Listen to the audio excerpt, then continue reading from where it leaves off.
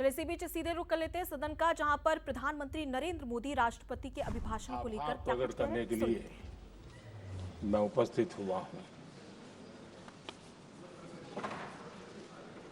कल और आज, कल तो रात देर तक सभी माननीय सांसदों ने अपने विचारों से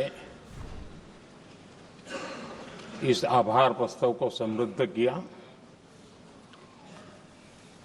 कई माननीय अनुभवी सांसदों ने भी अपने विचार प्रकट किए और स्वाभाविक है कि लोकतंत्र की परंपरा भी है, जहां आवश्यकता था वहां प्रशंसा हुई, जहां परेशानी थी वहां कुछ नकारात्मक बातें भी हुई, लेकिन ये बहुत स्वाभाविक है। अध्यक्ष जी, मेरे लिए बहुत बड़ा सौभाग्य है कि देश की जनता ने मुझे 14वीं बार इस जगह पर बैठ करके राष्ट्रपति जी के उद्बोधन को आभार व्यक्त करने के लिए अवसर दिया है, और इसलिए मैं आज जनता जनार्दन का भी बड़े आदर के साथ आभार व्यक्त करना चाहता हूं। और सदन में चर्चा में जिन जिन लोगों ने हिस्सा लिया, चर्चा को समृद्ध किया, उन सब का भी मैं आभार व्यक्त करता हूं। आदरणीय सभापति जी, हम 2025 में हैं। एक प्रकार से 21वीं सदी का 25% हिस्सा बीत चुका है।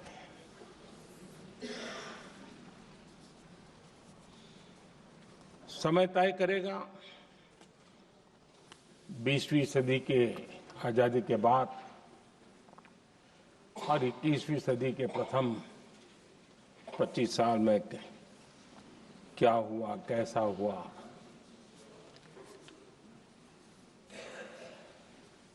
लेकिन इस राष्ट्रपति जी के संबोधन में अगर हम बारीकी से अध्ययन करेंगे तो ये साफ नजर आता है कि उन्होंने देश के सामने भविष्य के 25 वर्ष और विकसित भारत के लिए एक नया विश्वास जगाने वाली बात,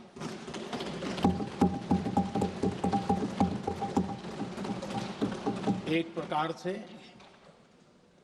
आदरणीय राष्ट्रपति जी का ये उद्बोधन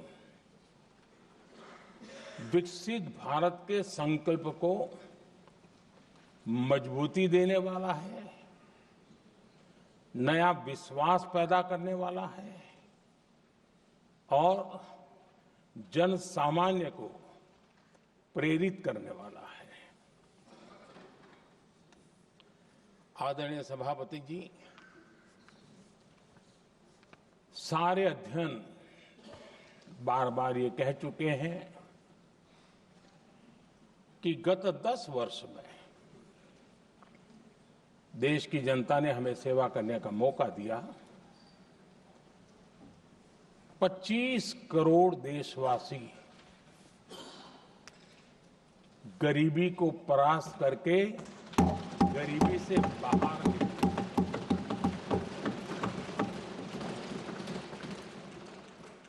आदरणीय सभापति जी, 5 दशक तक गरीबी हटाओ के नारे सुने हो और अब 25 करोड़ गरीब गरीबी को परास्त करके बाहर निकले। ऐसे ही नहीं,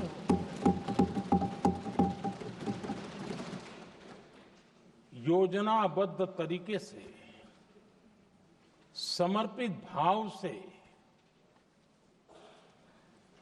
अपनेपन की पूरी संवेदनशीलता के साथ जब गरीबों के लिए जीवन खपाते हैं ना, तब ये होता है।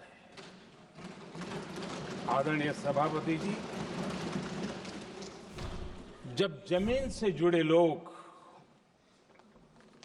जमीन की सच्चाई को जानते हुए जमीन पर जीवन खपाते हैं, तब जमीन पर बदलाव निश्चित होके रहता है।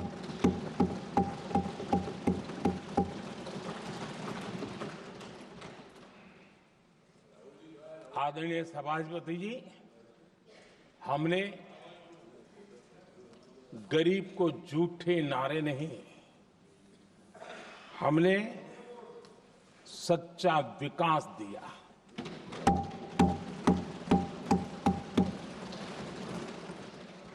गरीब का दुख, सामान्य मानवी की तकलीफ, मिडिल क्लास के सपने ऐसे ही नहीं समझे जाते। आदरणीय सभापति जी, इसके लिए एक जज्बा चाहिए।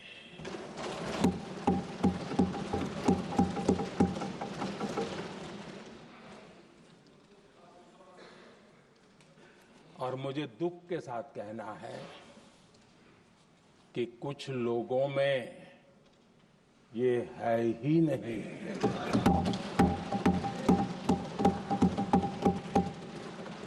आदरणीय सभापति जी,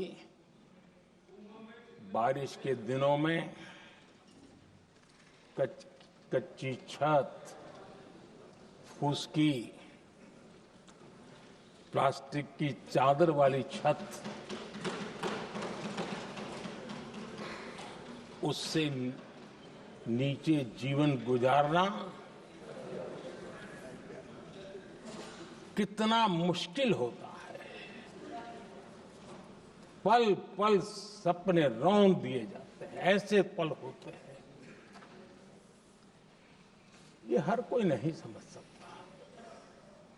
आदरणीय सभापति जी, अब तक गरीबों को 4 करोड़ घर मिले हैं।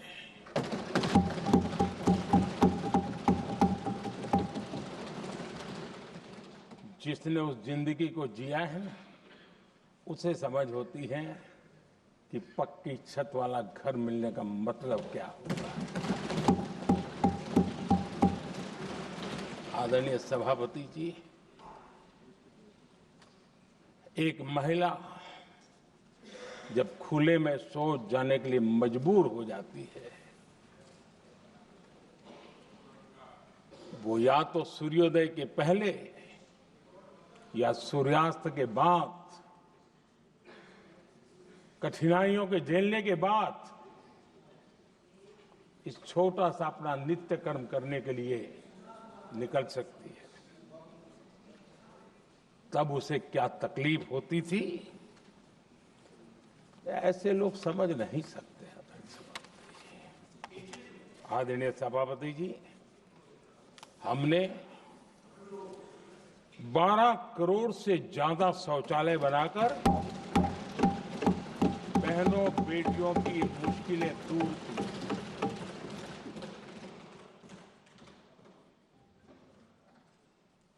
आदरणीय सभापति जी, आजकल मीडिया में ज्यादा ही चर्चा हो रही है, सोशल मीडिया में और अधिक हो रही है। कुछ नेताओं का फोकस घरों में जकूजी पर, स्टाइलिश शावर्स पर, लेकिन हमारा फोकस तो हर घर जल पहुंचाने पर है।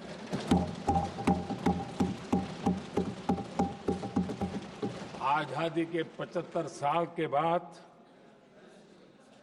देश में 75% करीब 16 करोड़ से भी ज्यादा घरों के पास जल का करने के लिए नल का कनेक्शन नहीं था। हमारी सरकार ने 5 साल में 12 करोड़ परिवारों को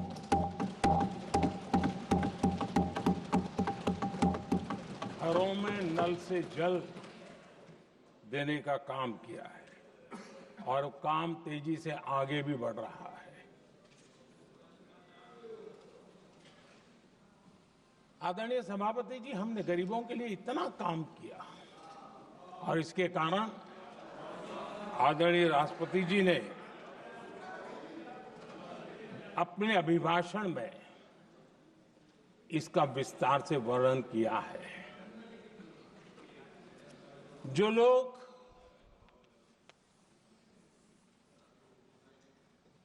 गरीबों की झोंपड़ियों में फोटो सेशन कराकर अपना मनोरंजन करते रहते हैं, उन्हें संसद में गरीबों की बात बोरिंग ही लगेगी।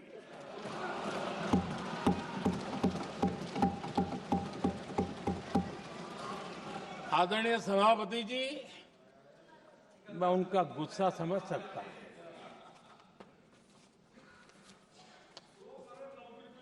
आदरणीय सभापति जी,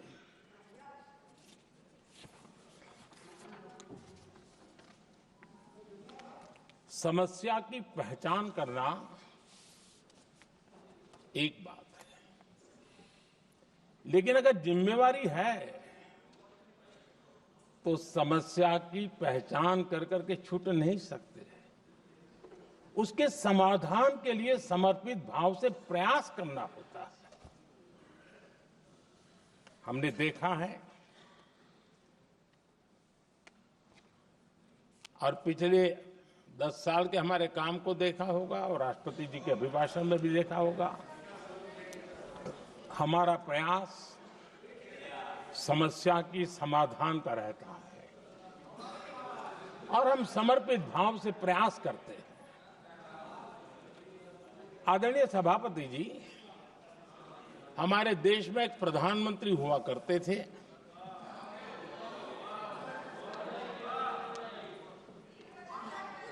उनको मिस्टर क्लीन करने कहने की एक फैशन हो गई थी। उस प्रधानमंत्री जी को मिस्टर क्लीन कहने की फैशन हो गई थी। उन्होंने एक समस्या को पहचाना था और उन्होंने कहा था कि दिल्ली से 1 रुपया निकलता है तो गांव में 15 पैसा पहुंचता है। अब उस समय तो पंचायत से लेकर पार्लियामेंट तक एक ही पार्टी का राज था। पंचायत से पार्लियामेंट तक एक ही पार्टी का राज था और उस समय उन्होंने सार्वजनिक रूप से कहा था कि 1 रुपया निकलता है 15 पैसा पहुंचता है। बहुत गजब की हाथ सफाई थी।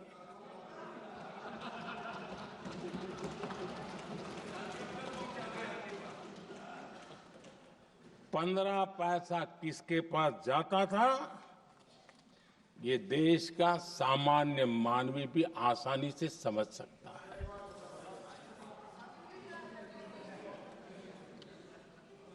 आदरणीय सभापति जी, देश ने हमें अवसर दिया, हमने समाधान खोजने का प्रयास किया।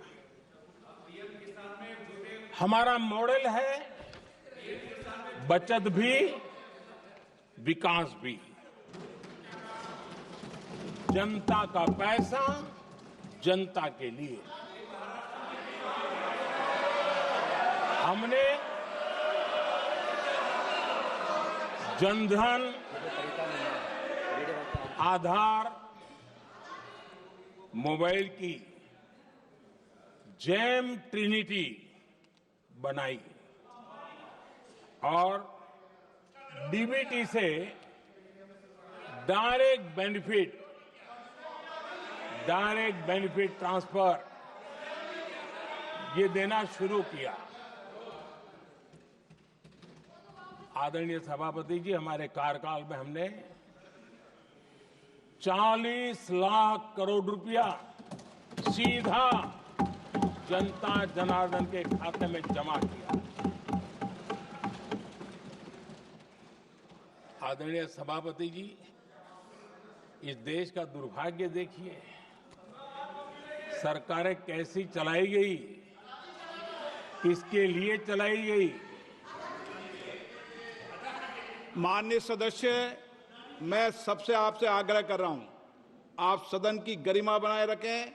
बैठे बैठे कोई माननीय सदस्य टिप्पणी नहीं करे, उचित नहीं है, ये गलत तरीका है आपका। ये सदन की मर्यादा नहीं है आपकी। आप प्रोटेक्ट करना चाहते हो उनको इस तरीके से, गलत तरीका, ये गलत तरीका है। चाहते हैं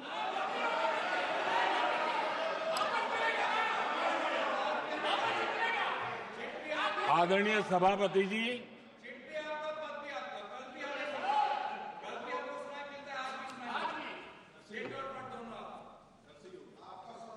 जब ज्यादा बुखार चढ़ जाता है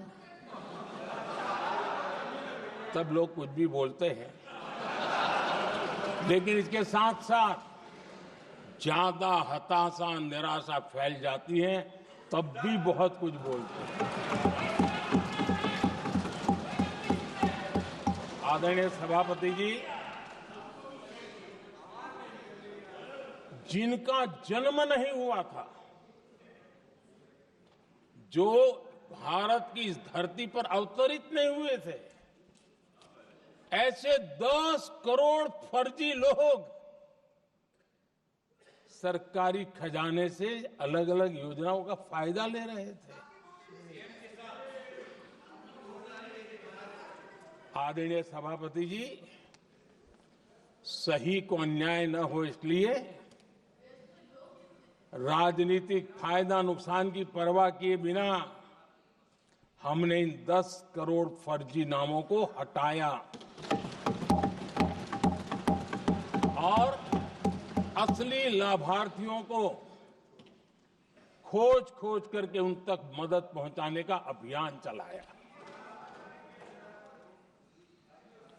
आदरणीय सभापति जी, ये 10 करोड़ फर्जी लोग जब हटे और भिन्न भिन्न योजनाओं का हिसाब लगाएं तो करीब करीब 3 लाख करोड़ रुपया गलत हाथों से जाने से बच गए। मैं हाथ किसका था ये नहीं कह रहा हूं, गलत हाथों से। आदरणीय सभापति जी, हमने सरकारी खरीद में भी टेक्नोलॉजी का भरपूर उपयोग किया, ट्रांसपेरेंसी लाए और जेम पोर्टल, जो आज राज्य सरकारें भी उसका उपयोग कर रही है, जेम पोर्टल से जो खरीदी हुई, उससे आमतौर पर जो खरीदी होती है उससे कम पैसों में खरीदी हुई और सरकार के 1,15,000 करोड़ रुपए की बचत हुई।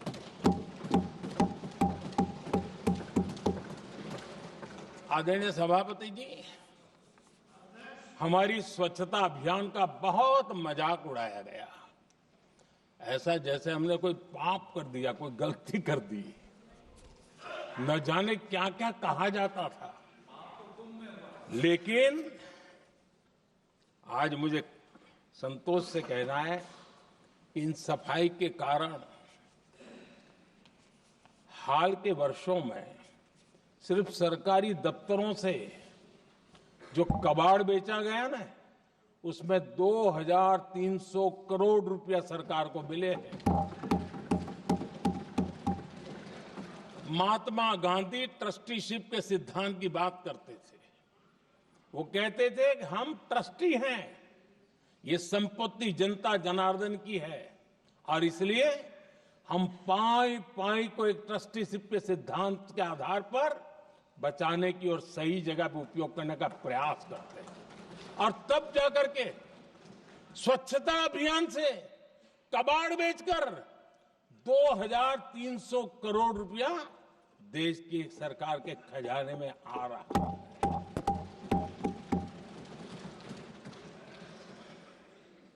आदरणीय सभापति जी, हमने एक महत्वपूर्ण निर्णय लिया इथेनॉल ब्लेंडिंग का। हम जानते हैं हम एनर्जी इंडिपेंडेंट नहीं है, हमें बाहर से लाना पड़ता है। जब इथेनॉल ब्लेंडिंग किया और हमारे पेट्रोल डीजल की आय कम हुई, उस एक निर्णय से 1 लाख करोड़ रुपए का फर्क पड़ा है। और ये पैसे करीब करीब 1 लाख करोड़ रुपया किसानों की जेब में गया है।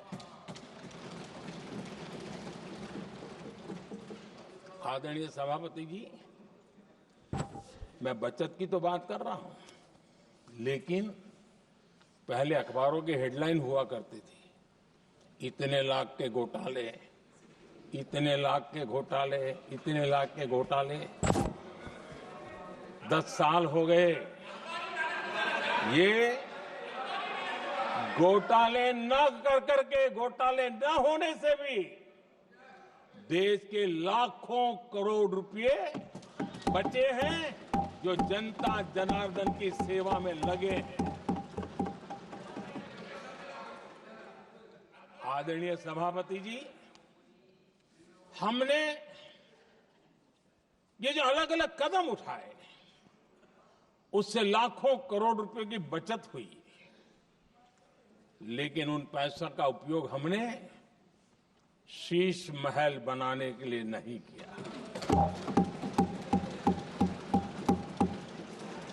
इसका उपयोग हमने देश बनाने के लिए किया है।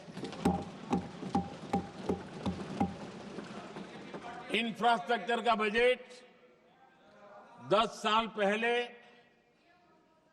1,80,000 करोड़ था, हमारे आने से पहले। आदरणीय सभापति जी, आज 11 लाख करोड़ रुपया इंफ्रास्ट्रक्चर का बजट, और इसलिए राष्ट्रपति जी ने भारत की नींव कैसी मजबूत हो रही है, इसका वर्णन इसमें किया है। रोड हो, हाईवे हो, रेलवे हो, ग्राम सड़क हो, इन सभी कामों के लिए विकास की एक मजबूत नींव रखी गई है। आदरणीय सभापति जी, सरकारी खजाने में बचत हुई वो तो एक बात है, और वो करना भी चाहिए, जैसा मैंने ट्रस्टीशिप की बात कही, लेकिन हमने इस बात पर भी ध्यान रखा है कि जन सामान्य के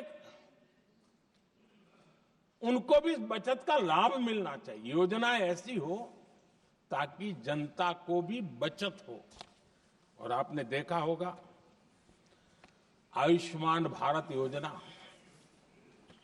बीमारी के कारण सामान्य मानवी को जो खर्च होता था, अब तक जिन लोगों ने इसका बेनिफिट लिया है, उसी के हिसाब से मैं कहता हूं कि करीब करीब देशवासियों का आयुष्मान योजना का बेनिफिट लेते के कारण जो खर्चा उनको अपने जेब से करना पड़ता, वैसे 1,20,000 करोड़ रुपया जनता जनार्दन के बचे हैं।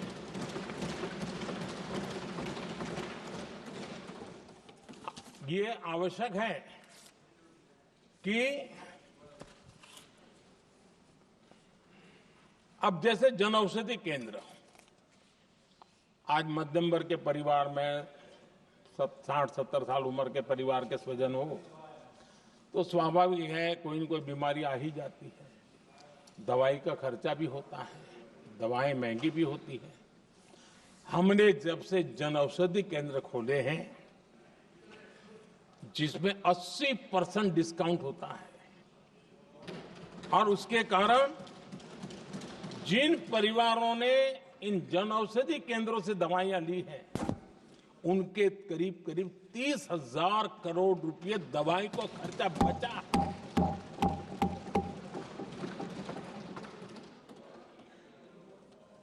आदरणीय अध्यक्ष जी, यूनिसेफ का भी अनुमान है, उनका कहना है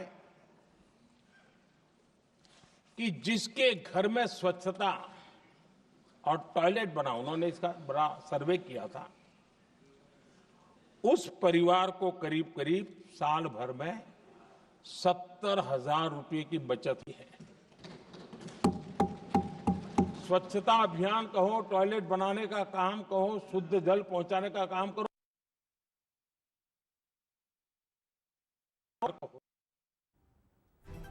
तो देखिए आपको सीधी तस्वीरें दिखा रहे हैं जहां पर आप प्रधानमंत्री नरेंद्र मोदी को सुन रहे हैं। मैंने प्रारंभ में उसका उल्लेख किया। WHO की एक रिपोर्ट आई है। WHO का कहना है कि नल से जल शुद्ध पानी मिलने के कारण उन परिवारों में जो अन्य बीमारियों के खर्चे होते थे, औसत 40,000 रुपया परिवार का बचा है।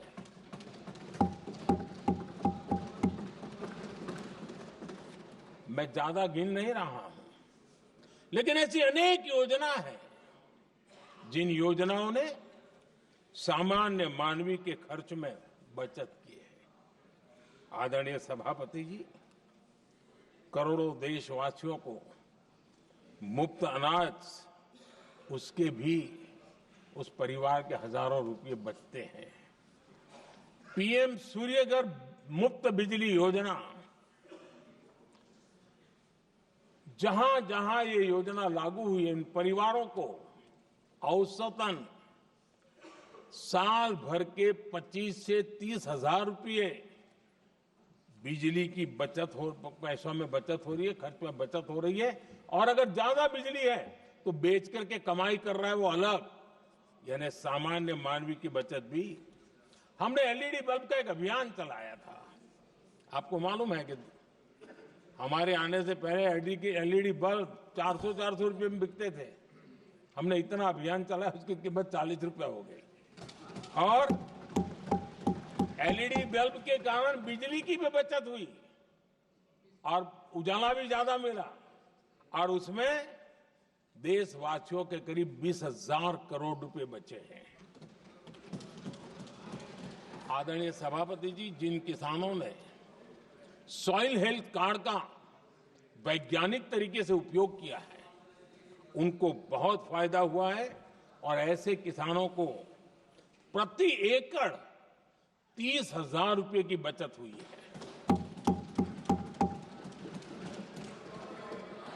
आदरणीय अध्यक्ष जी, बीते 10 साल में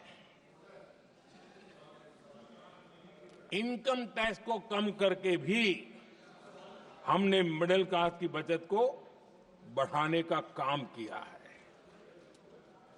आदरणीय अध्यक्ष जी, 2014 के पहले ऐसे बम गोले फेंके गए, बंदूक की ऐसी गोलियां चलाई गई कि देशवासियों का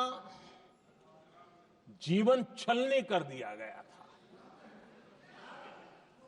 हमने धीरे धीरे उन घावों को भरते भरते आगे बढ़े।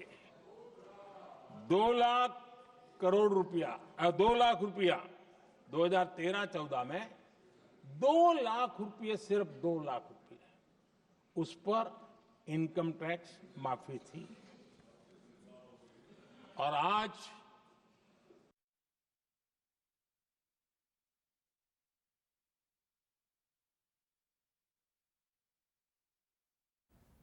तो देखिए, आपको सीधी तस्वीरें दिखा रहे थे जहां पर आप प्रधानमंत्री नरेंद्र मोदी को सुन रहे थे, जहां सदन में उन्होंने किस प्रकार से विपक्ष पर निशाना साधा है। साथ ही शीश महल का जिक्र कर अरविंद केजरीवाल को आड़े हाथों भी लिया। साथ ही आपको ये भी बता दें कि प्रधानमंत्री नरेंद्र मोदी ने अपनी उपलब्धियां, यानी कि अपनी सरकार की उपलब्धियां भी गिनाई कि किस प्रकार से केंद्र सरकार की ओर से चाहे प्रधानमंत्री आवास योजना की बात करें या नल से जल की बात करें, कितना प्रयास किया गया है और कितने लोगों को यहां पर पीएम आवास भी दिया गया है। तो तमाम जानकारियां यहां पर प्रधानमंत्री ने दी, लेकिन गरीबी को लेकर राहुल गांधी पर जमकर निशाना भी साधा, क्योंकि अगर बात कर ली जाए कांग्रेस सरकार की तो तत्कालीन कांग्रेस सरकार ने गरीबी हटाओ देश बचाओ का नारा दिया था, लेकिन आज भी देश में गरीबी है और इसी को लेकर प्रधानमंत्री नरेंद्र मोदी जमकर सवाल खड़े करते हुए भी नजर आए। तो आपको बता दें कि 25 करोड़ लोग गरीबी रेखा से बाहर निकले हैं, ये कहना है प्रधानमंत्री नरेंद्र मोदी का। हुए थे इसका वो चीता जागता प्रदर्शन करने वाला कार्टून।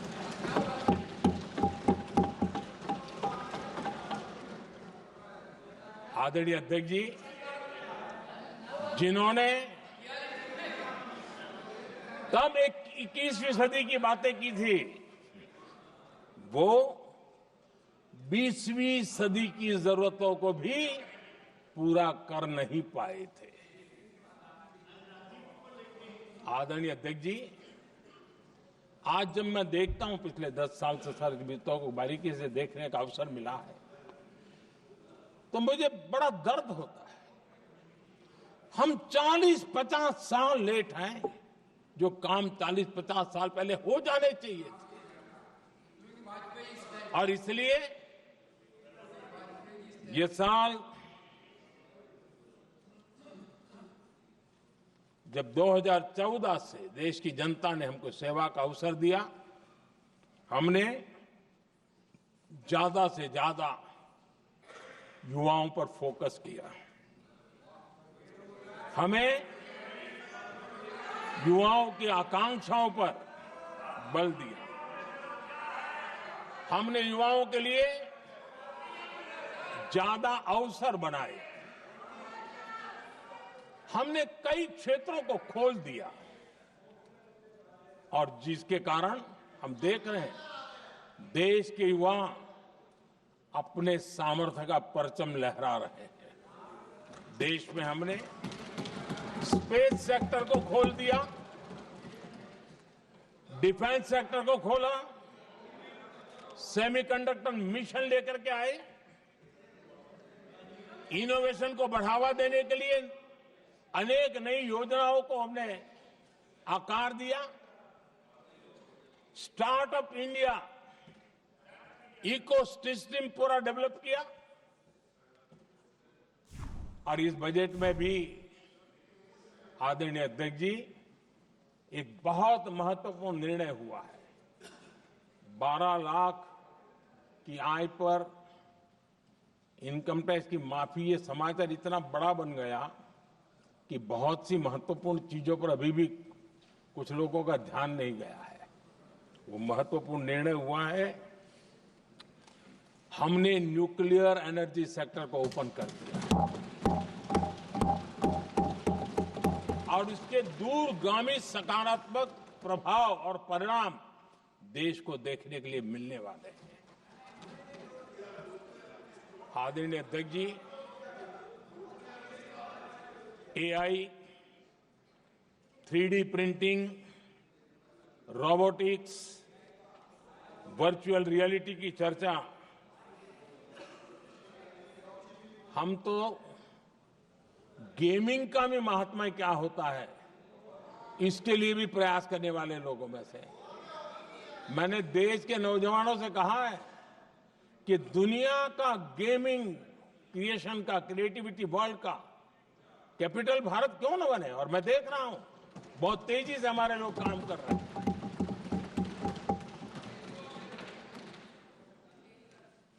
कुछ लोगों को अब जब एआई की बात होती है, कुछ लोगों को अब ये शब्द फैशन में है तो बोला जाता है, लेकिन मेरे लिए सिंगल एआई नहीं है, डबल एआई। भारत की डबल ताकत है। एक एआई आर्टिफिशियल इंटेलिजेंस, दूसरा एआई एस्पिरेशनल इंडिया।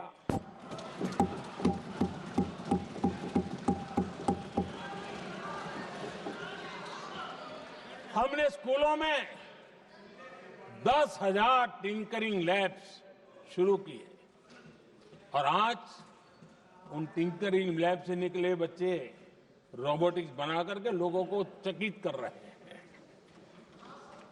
और इस बजट में 50,000 नए टिंकरिंग लैब्स उसका प्रावधान किया गया। भारत वो देश है जिसके इंडिया एआई मिशन को लेकर के पूरी दुनिया बहुत आशावादी है और विश्व के एआई प्लेटफॉर्म में भारत की मौजूदगी एक महत्वपूर्ण स्थान प्राप्त कर चुकी है। आदरणीय अध्यक्ष जी, इस साल बजट में हमने डीप टेक के डोमेन को में इन्वेस्टमेंट की बात की है और डीप टेक मैं समझता हूं हमारे लिए तेज गति से आगे बढ़ने के लिए और 21वीं सदी पूरी तरह टेक्नोलॉजी ड्रिवन सेंचुरी है। ऐसे में हमारे लिए आवश्यक है कि भारत डीप टेक के क्षेत्र में बहुत तेजी से आगे बढ़े। आदरणीय अध्यक्ष जी, हम लगातार युवा भविष्य को ध्यान में रखते हुए काम कर रहे हैं, लेकिन कुछ दल हैं जो लगातार युवाओं के साथ धोखा कर रहे हैं, उन्हें धोखा दे रहे हैं। ये दल चुनाव के दरमियान ये भत्ता देंगे, वो भत्ता देंगे, वादा तो करते हैं लेकिन पूरा नहीं करते हैं। ये दल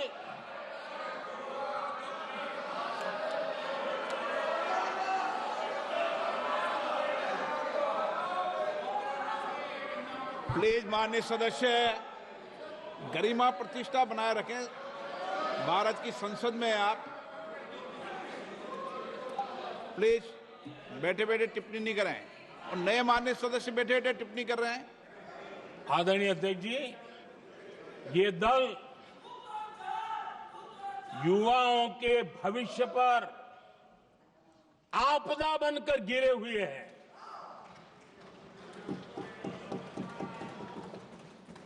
आदरणीय अध्यक्ष जी, हम कैसे काम करते हैं ये हरियाणा में अभी अभी देश ने देखा है।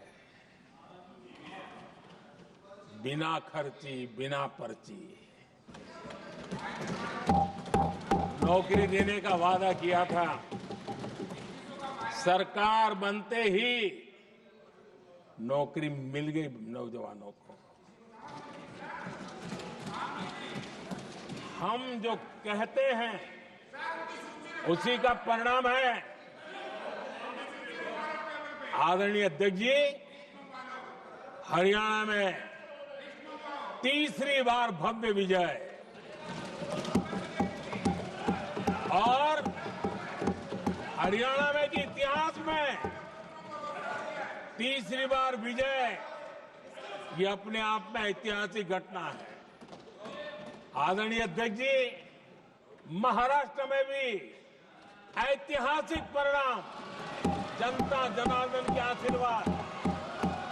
महाराष्ट्र के इतिहास में सत्ता पक्ष के पास इतनी सीटें पहली बार ये जनता जनार्दन के आशीर्वाद से हम करके आए हैं।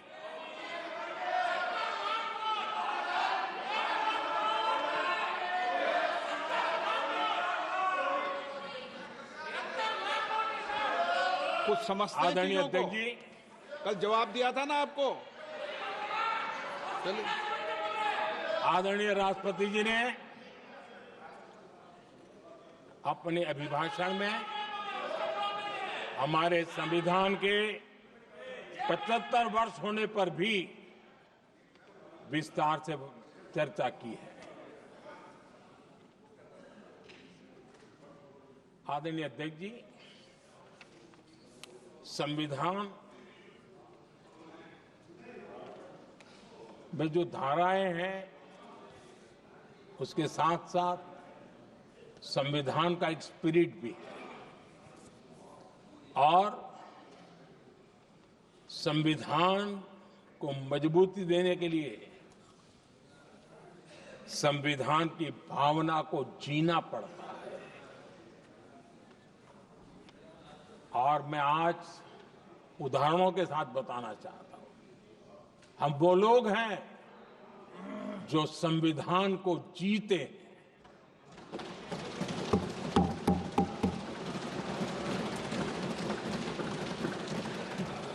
आदरणीय अध्यक्ष महोदय, हमारे यहां ये बात सही है, परंपरा है कि राष्ट्रपति जी जब उद्बोधन करते हैं तो उस सरकार के उस साल के कार्यकाल का ब्यौरा देते हैं। उसी प्रकार से राज्यों में गवर्नर का जो उद्बोधन होता है सदन में, वो उस राज्य के कार्यकलापों का ब्यौरा देते हैं। संविधान और लोकतंत्र का स्पिरिट क्या होता है? जब गुजरात के 50 वर्ष हुए, गोल्डन जुबली ईयर मना रहे थे और सद्भाग्य से मुझे उस समय मुख्यमंत्री के रूप में सेवारत था मैं, तो हमने एक महत्वपूर्ण निर्णय किया।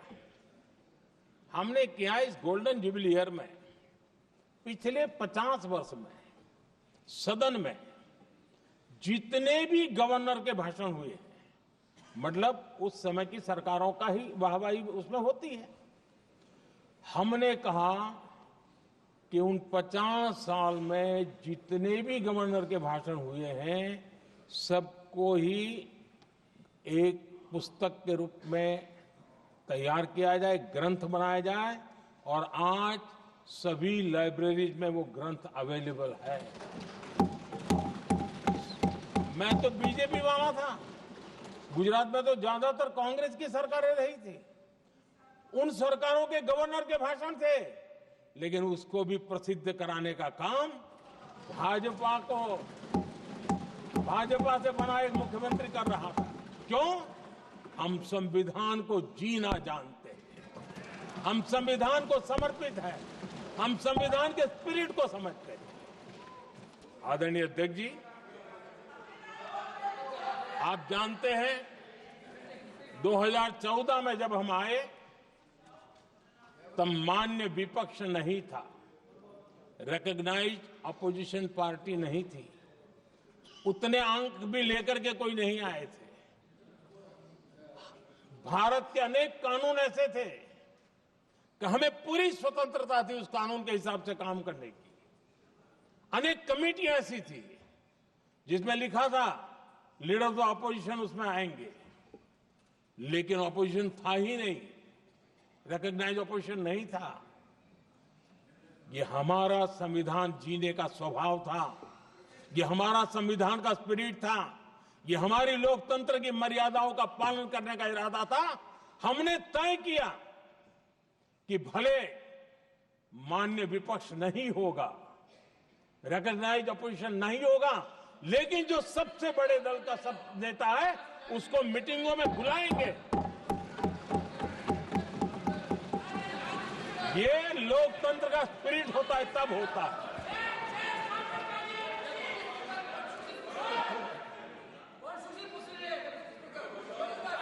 चुनाव आयोग की कमेटियां, आदरणीय अध्यक्ष जी, पहले तो प्रधानमंत्री फाइल करके निकालते थे। ये हम हैं जिसने ऑपोजिशन के लीडर को भी उस कमेटी में बिठाया है।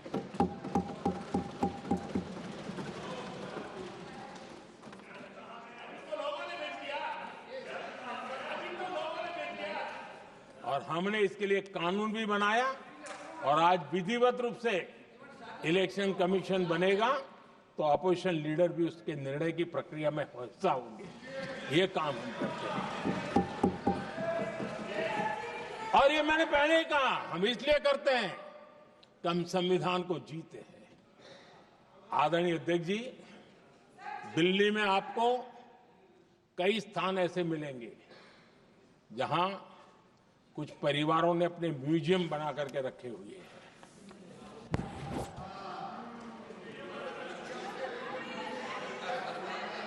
जनता जनार्दन के पैसों से काम हो रहा है। लोकतंत्र का स्पिरिट क्या होता है, संविधान को जीना किसको कहते हैं, हमने पीएम म्यूजियम बनाया और देश के पहले से लेकर के मेरे पूर्व तक के सभी प्रधानमंत्रियों के जीवन को और उनके कार्य को उस पीएम म्यूजियम बनाया गया है।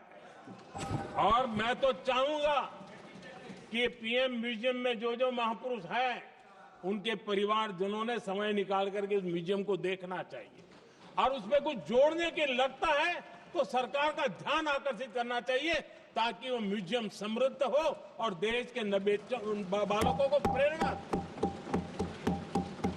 ये होता है संविधान की भावना। अपने लिए तो सब करते हैं, खुद के लिए जीने वालों की जमात बहुत छोटी नहीं है। संविधान के लिए जीने वाले यहां बैठे हैं।